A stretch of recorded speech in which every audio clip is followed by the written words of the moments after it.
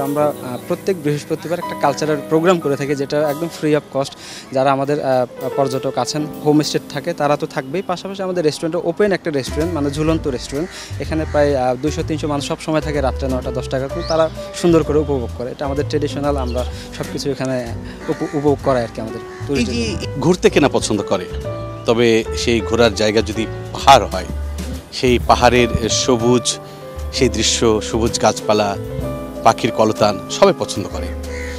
এবং সেই পাহাড়ে যদি সেই পাহাড়ের পরিবেশের সাথে পাহাড়ে যারা বসবাস করে আদিবাসী, তাদের কৃষ্টি কালচার যদি তার সাথে যুক্ত হয়, তাহলে কিন্তু ঘোরার বা সেই ভ্রমণের মাত্রাটা কিন্তু অন্যরকম হয়ে যায়। তো সেরকম ভাবনা থেকেই কিন্তু 7 জন উদ্যোক্তা একটি রিসোর্ট করেছিলেন, তার নাম টং রিসোর্ট। সেই টং রিসোর্টটা কিন্তু সেই টং রিসোর্টের ভাবনা কিন্তু একেবারে অন্যরকম। সেটা নিয়ে কথা বলবো। দর্শকরা এখন আমাদের সামনে আছেন, বা আমরা আজকে হয়তো বা আড্ডা দেবো সেই টং রিসোর্টের স্বত্বাধিকারী বলি, বা সেই উদ্যোক্তা বলি, বা সেইটার ভাবনাকারী বলি, সেই লুকের সাথে। লুক, টং রিসোর্ট, জি হ্যাঁ, টং রিসোর্টের আমরা তো অনেক ধরনের রিসোর্ট দেখেছি। টং রিসোর্টের ভাবনাটা কি, বা কেনই বা সেই পাহাড়ের টং রিসোর্ট করতে চাইলেন, বা যারা ভ্রমণ পিপাসু, যারা ঘুরতে ভালোবাসে তাদের জন্য? আমাদের টং রিসোর্ট করার উদ্দেশ্যটা হচ্ছে বান্দরবান শহরে অনেক রিসোর্ট রয়েছে, মানে যেগুলো হচ্ছে এত বেশি মানসম্মত না, যেখানে হচ্ছে মানুষ একটু ভালো সময় কাটাবে, এরকম পরিস্থিতি না থাকার কারণে আমরা এই সার্ভিসটা চিন্তা করে আমরা স্থানীয় বান্দরবানে যারা রয়েছে 7 জন উদ্যোক্তা টং রিসোর্ট স্থাপন করি। মূলত 2টা কনসেপ্টে, একটা হচ্ছে আমাদের নামটা খুব সহজ হতে হবে, যাতে হচ্ছে আমরা সবাই চিনি। দ্বিতীয়ত হচ্ছে আমরা চাচ্ছিলাম যে আমাদের ওইখানকার স্থানীয় কালচারটাও যাতে উঠে আসে, এই জন্য টং রিসোর্ট। টং রিসোর্টের মিনিংটা কিন্তু আরেকটা আছে, যে পাহাড়ের উপর টং রিসোর্ট, এই কনসেপ্টে আমরা পাহাড়ের, আমরা যতটুকু ধারণা করি যে পাহাড়ের উপরে টং বলতে যেটা বোঝায় যে প্রাকৃতিক যে বাঁশ, কাঠ, খড় বা গোলপাতা বা সেগুলো দিয়ে তৈরি করা অবকাঠামো, সেইটা যেন সেই ফিলটা পাই, এরকম একটা ধারণা থেকে তো। হ্যাঁ নিশ্চিত, কারণ হচ্ছে অনেক হোটেল রয়েছে যেগুলোতে গেলে মানুষ আসলে ঘোরার জন্য একটু প্রাকৃতিক সাথে সময় কাটানোর যে সুযোগটা চাই, সেটা আসলে না পাওয়া, এইটাকে আমরা নিশ্চিত করব। একদম সাঙ্গু নদীর কোল ঘেঁষে আমরা পাহাড়ের উপরে আমাদের রিসোর্টটা ন্যাচারালি করা, মানে ইকো কটেজ আর কি, যেগুলো আমরা বলি, যাতে খুব সময় সুন্দর করে কাটাতে থাকতে পারে। 7 বন্ধু মিলে এই ধরনের 7 বন্ধু তো 7 ধরনের কাজ করতেন, কেউ চাকরি করতেন, কেউ ব্যবসা করতেন। তো হঠাৎ করেই 7 বন্ধু একই রকম ভাবনায় কিভাবে একত্রিত হলেন? মূলত আমরা দেখেছি বান্দরবান শহরে তো অনেকগুলো রিসোর্ট রয়েছে, সবগুলোর মালিক বেশিরভাগ একটু বাইরে, আমরা যেটা বলি স্থানীয় ভালো রিসোর্ট নেই, স্থানীয় মালিকানা। আমরা এটাকে একটু চিন্তা করেছি যে আমরা কি করতে পারি, আমরা স্থানীয় মানুষ হিসেবে পুরো বাংলাদেশকে আমরা কীভাবে একটু সাপোর্ট করতে পারি ট্যুরিজমের ক্ষেত্রে, এটা একটা চিন্তা ছিল।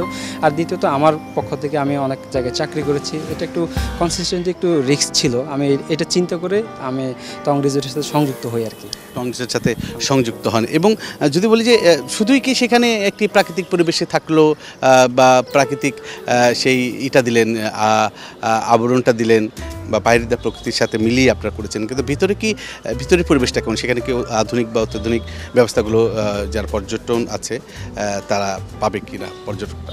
হ্যাঁ অবশ্যই পাবে, কারণ হচ্ছে আমরা আমাদের কটেজগুলো একদম ইকো কটেজ, কিন্তু ভিতরে যে অবকাঠামোগুলো এগুলো একদম ফার্স্ট ক্লাস, যে সুযোগ সুবিধা দেওয়া প্রয়োজন আমরা এগুলো নিশ্চিত করেছি। যেমন হচ্ছে এসি, টেলিভিশন, ইংলিশ কোমোড, এগুলো আমরা নিশ্চিত করেছি, কারণ এগুলো খুবই এসেনশিয়াল একটা বিষয় এখনকার ব্যবসায়িক কনসেপ্টে, আমরা এটা নিশ্চিত করেছি। পাশাপাশি আমরা এটা বলতে চাই যে আমাদের যারা পর্যটক আছেন আর কি, তাদেরকে আমরা ট্রেডিশনাল যে ফুডটা এটা অফার করে থাকি সবসময়, যেটা একদম অথেন্টিক আর কি, যেটা বান্দরবানে পাওয়া যায় না, বান্দরবানের বাজার। তার মানে যদি যারা বান্দরবানে ঘুরতে যেতে চায় তারা মানে সেইখানে টঙে থাকার পাশাপাশি যে ট্র্যাডিশনাল যে ফুডগুলো আছে বা ট্র্যাডিশনাল যে খাবারগুলো আছে, ঐতিহ্যবাহী, অর্থাৎ আমাদের আদিবাসীদের যে ঐতিহ্যবাহী যে খাবারগুলো আছে, সেগুলো কিন্তু এই আপনাদের মাধ্যমে সেখানে সেগুলো কিন্তু পাবে। যেমন হচ্ছে তার ভিতরে ব্যাম্বু বিরিয়ানি, ব্যাম্বু তোজা, মন্দি বিরিয়ানি থাকে, তারপর হচ্ছে অনেক পাহাড়ি আইটেম থাকে, যেটা হচ্ছে একদম অথেন্টিক আর কি, যেটা আসলে খাবার খেতে খুব সুস্বাদু। যেমনটা যদি আমরা বলি যে অনেক জায়গা থেকে কিন্তু শুধু আমাদের খাবার জন্যই আসে, এটাও কিন্তু একটা মানে আমাদের ভালো চাহিদা পেয়েছে, ভালো চাহিদা রয়েছে। পাশাপাশি কিন্তু পাহাড়ের যে কৃষ্টি কালচার, যে আদিবাসী রয়েছে, তার সংস্কৃতির বিষয়গুলো কিন্তু অনেকেই জানতে চায়। সেই বিষয়গুলোকে আপনারা কিভাবে পর্যটকদের কাছে তুলে ধরেন?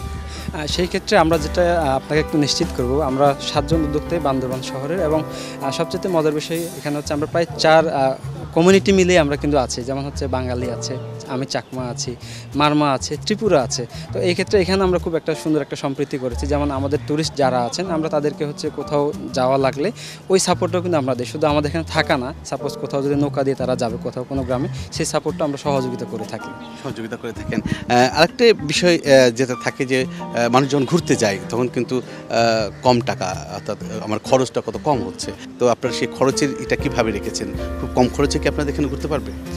হ্যাঁ জি, আমরা যেটা একটু চেক করেছি, আমাদের বান্দরবানে অনেক হোটেল থাকার পরেও একটু প্রাইস একটু বেশি হতে মানুষের সচরাচর একটু তাদের জন্য কষ্টদায়ক হয় আর কি, সেটা বহন করা। যেটা আমরা নিশ্চিত করেছি, একটা ভালো কটেজে থাকতে গেলে বান্দরবানে সচরাচর আমরা যেগুলো দেখেছি 8-10 হাজার টাকা লাগে, সেখানে আমাদের কটেজে তারা খুবই কম খরচে, যেমন 3,000 টাকায় তারা থাকতে পারবে, খুব সুন্দর একদম ন্যাচারাল ট্রেডিশনাল কটেজগুলোতে থাকতে পারবে। এর চেয়ে তো কমেও যদি কোনো কেউ থাকতে চায় সেটাও তো সুবিধা। হ্যাঁ, সেটাও সুযোগ আছে আমাদের এখানে। যারা বান্দরবনে যাবেন হয়তো বা এই রিসোর্টে থাকবেন, সেখানে তারা যেমন কম খরচে থাকতে পাচ্ছেন, সেখানকার যে আদিবাসী রয়েছেন, ত্রিপুরা, চাকমা, মারমা, এদের যে কৃষ্টি কালচারগুলো রয়েছে সেগুলো কিন্তু এই টঙ্গে থেকেই কিন্তু তারা ব্যবস্থা করে দেয় এবং তাদের সংস্কৃতির যে চর্চাগুলো সেগুলো আপনারা কিন্তু দেখতে পারবেন।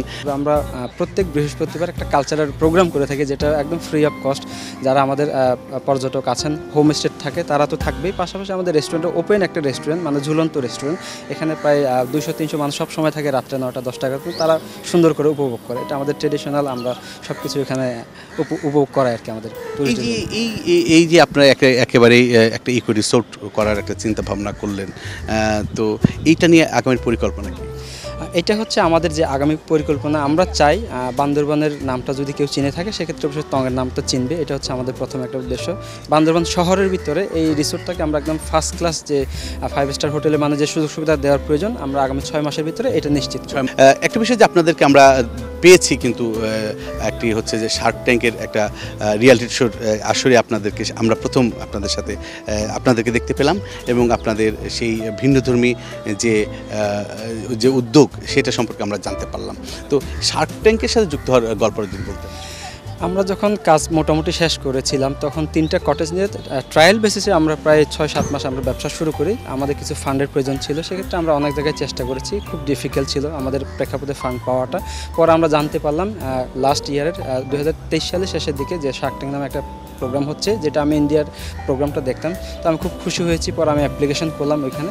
আমরা পুরো টিম অ্যাপ্লিকেশন করার পরে প্রায় 6-7 বার আমাদের স্ক্রিনিং করা হয়েছে, তারপর আমরা চূড়ান্তভাবে নির্বাচিত হয়েছি। আসলে আমরা খুবই কৃতজ্ঞ যে শার্ক ট্যাঙ্কের মতো একটা প্রোগ্রাম বাংলাদেশে হচ্ছে এবং তাদের সাথে আমরা সম্পৃক্ত হয়ে আমাদের কাজটাকে আমরা এগিয়ে নিয়ে যেতে পারছি। এই যে শার্ক ট্যাঙ্ক থেকে আপনারা টাকা পেয়েছেন, যে ওদের জন্য এটাতে আর কী করতে চান আপনাদের এই টঙ্গে?